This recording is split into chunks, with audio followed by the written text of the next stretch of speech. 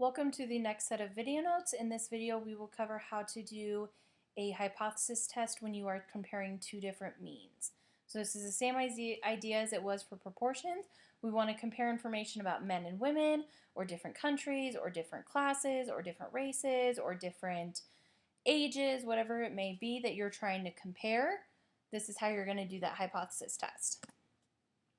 So recall from previous sections, the mean of the distribution of all possible sample means is equal to the population mean.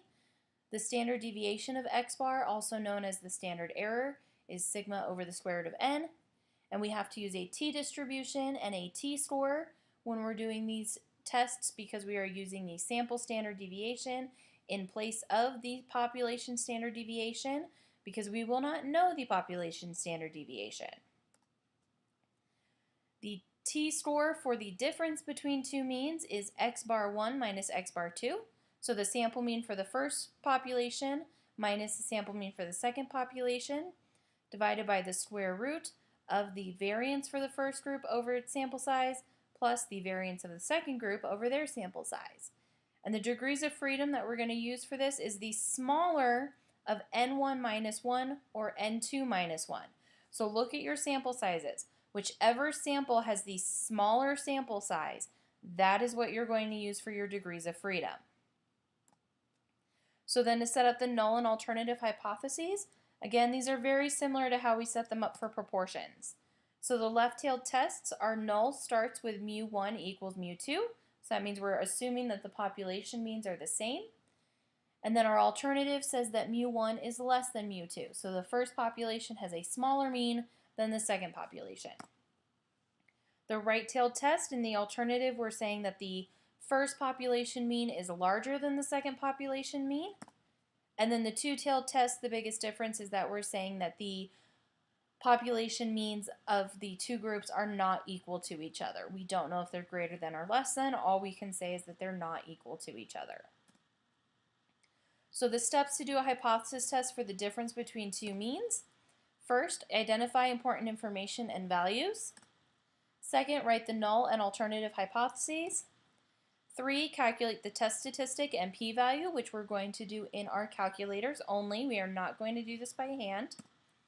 And 4, write the conclusion and interpretation. So in the example we're going to look at, Space Lab Life Sciences 2 payload sent 14 male rats to space. Upon their return, the red blood cell mass of the rats was determined. A control group of 14 male rats were held under similar conditions, except for the space flight, as the space rats. And their red blood cell mass was also determined when the space rats returned from space. Assuming red blood cell mass is normally distributed, the project resulted in the data listed below. Does the evidence suggest that the space rats have a different red blood cell mass from the control rats and an alpha equals 0.05 level of significance? So I'm going to go through and I'm going to pick out the important pieces of information that have been given to me. So we sent 14 rats to space. We had a control group of 14 rats. I see the words normally distributed. I see the word different, and I have my level of significance. At this point, because I've been given raw data, I'm going to go ahead and I'm going to enter the data numbers for the space rats into list 1 in my calculator. And I'm going to enter the data values for the control rats into list 2 in my calculator. So I have a list for all the values for the rats that went to space, and I have a separate list for all of the rat values for the rats that did not go to space. So our null and alternative, our null is going to say that mu1 is equal to mu2. So that's saying that the space rat's mean red blood cell mass is the same. Going to space didn't have an effect on it. And then the alternative is that the red blood cell mass between the two groups of rats is different. We don't know if traveling to space is going to cause the red blood cell mass to be higher or lower. All we want to see is if it is not equal to the rats that did not go to space. So now in our calculators at this point, we're going to go to Stat, Tests, and number 4, which is titled 2 SAMP T Test. And the input now, we want to say that we're going to be inputting data. We're not inputting given statistics, which is what stats would be. We're inputting raw data values. So list 1 is wherever the space rat data is. So for me, that's list 1. List 2 is the control rat information, so that's list 2. Whatever you do, make sure that whatever you put in for list 1, wherever that list is, that's the value that you're assigning mu1.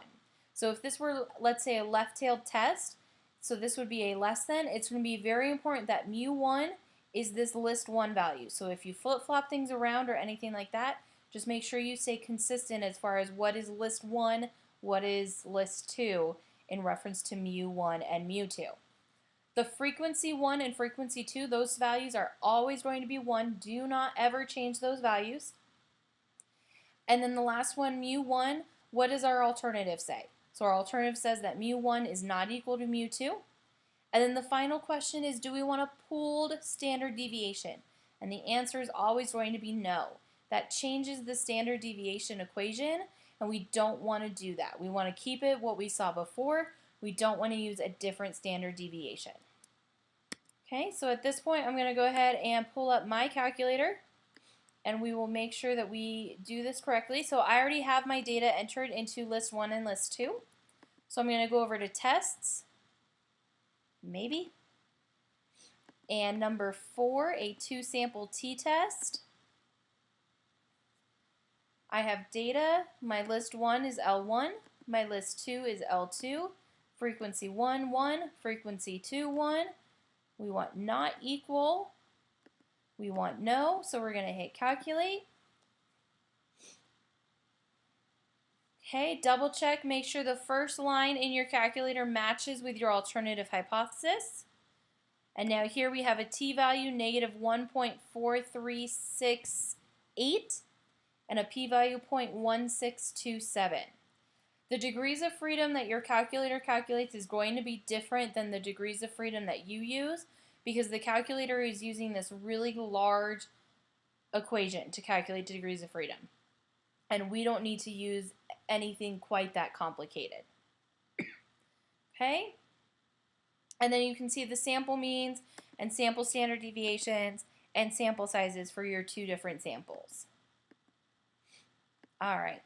So I have the same values here that I did in my calculator. Yes, that's correct. I apologize for the funky screen moving stuff.